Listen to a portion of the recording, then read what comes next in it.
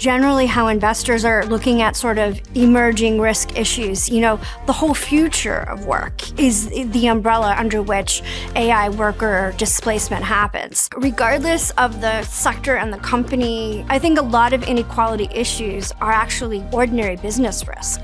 Companies in the US need to understand that by supporting or exacerbating inequalities or raising social risks, have real implications, like really across the system. And in some ways, companies need to be a little bit more flexible and nimble to deal with kind of like, frankly, the chaos the world is right now.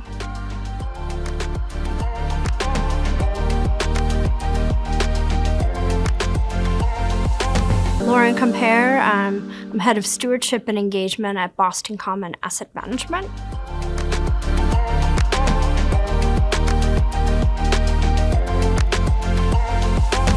When we first invest in a company, we analyze their sustainability leadership, where they might have some gaps or challenges in their current practices. And so my job is to initiate outreach to a company to start to have a discussion on how they manage sustainability, where we think they're doing well, and maybe where they can do better. So I've been in the field for 35 years. I've been doing this for a long time. My first engagement with the company was actually in 1993. And so fast forward, each 3 years, we actually look at setting new engagement priorities called engagement pillars: earth renewal and climate change, inclusion and empowerment, and human rights. And actually the last pillar is around health and well-being of both people and communities. And then we sprinkle in some emerging issues like future of work, future of energy, geopolitical risk. And we have a team of 8. And we each actually develop a sector-level expertise globally, which is really important, because then you really understand sort of the nuance of both what are material risks, right, sustainability risks in sectors, and then you have a global understanding of where companies fit in their maturity level of addressing sustainability issues. And then there's also, I think over time, different people on the team have also developed certain expertise in certain issues. One of the issues I'm deeply focused on right now is AI governance, AI ethics, and honestly, the risks and impacts, right, to people when AI is not done well, right? And when people don't understand what AI is doing.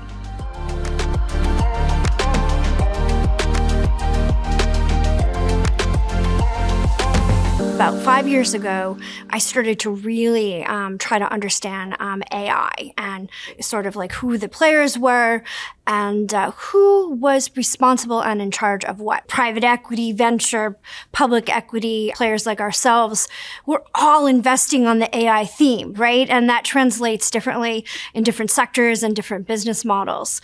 But 3 years ago, I actually helped to co-found an investor coalition engaging technology companies globally across the value chain of technology, looking at AI ethics, governance, how AI governance is implemented, how they're assessing environmental and social risks. Are they doing like human rights due diligence and human rights impact assessment? If I took a step back and looked at generally how investors are looking at sort of emerging risk issues, the whole future of work is the umbrella under which AI worker displacement happens. So I think you have to look at where companies fit in the AI displacement and where overall sort of like economies fit, right? This is a systemic issue that is a global phenomenon.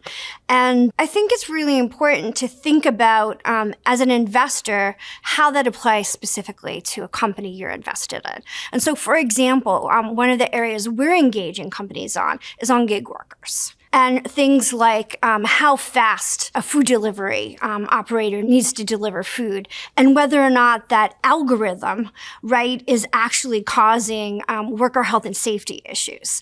And the big, obviously, distribution centers, e-commerce, looking at sort of the algorithm that's driving productivity requirements is a real big issue that we've been engaging companies on.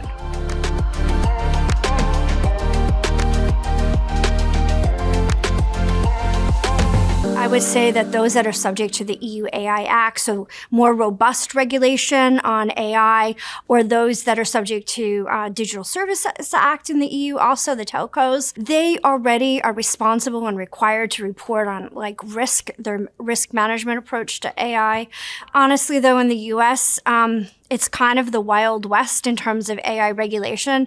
And so, we spend a lot of time engaging US companies on their responsible AI framework and practices. And frankly, how are they dealing with very, very difficult issues of how are they empowering democracy? How are they looking at their role in election integrity? How are they looking at mitigating bias and discrimination and hate speech on their platforms? And then I think AI, from an overall perspective in terms of any company we're engaging, we're obviously looking at AI governance and oversight. So how is management trained on understanding the use of AI? How are boards looking at AI issues? And do they have an understanding of the risks and the opportunities AI presents, for the company itself?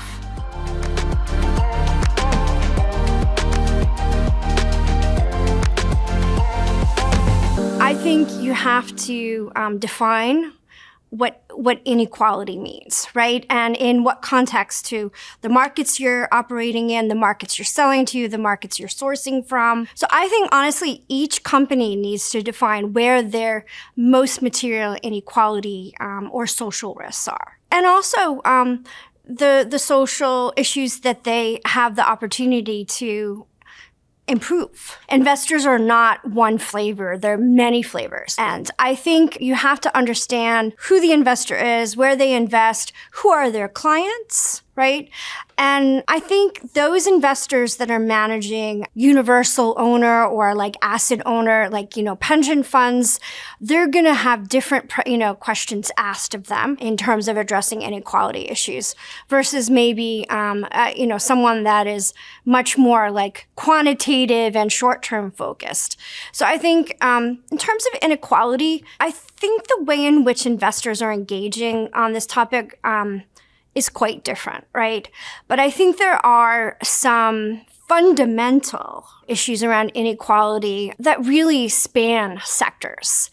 And that is investing in workforce, investing in talent acquisition, wanting to build resilient supply chains, regardless of the sector and the company, and honestly, the investor kind of thesis on this. I think a lot of inequality issues are actually ordinary business risk.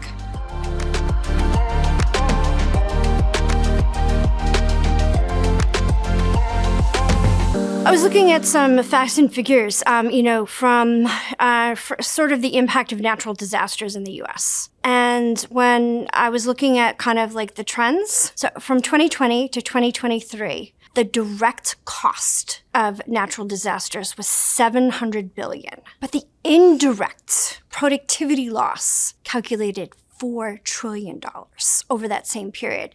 So this, to me, links directly to kind of the impact of environmental risk issues or environmental impacts to social impacts. And the second part of that answer is when there's environmental degradation and environmental issues, there's always human rights issues.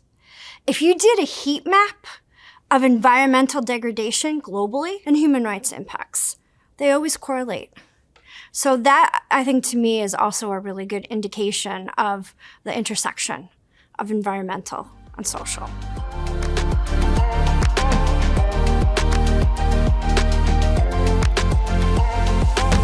Companies in the US need to understand that by supporting or exacerbating inequalities, right, or raising social risks, have real implications, really across the system. And in some ways, companies need to be a little bit more flexible and nimble to deal with kind of frankly, the chaos the world is right now. So one of the things I think that came out of the pandemic and COVID was the idea that companies need to have better crisis management. Whether it's crisis management, whether it's being more nimble to address, systemic shifts, I think companies need to have the internal capability, leverage external resources when they can. And frankly, we have a different set of expectations and a higher set of expectations for boards of directors and management teams now.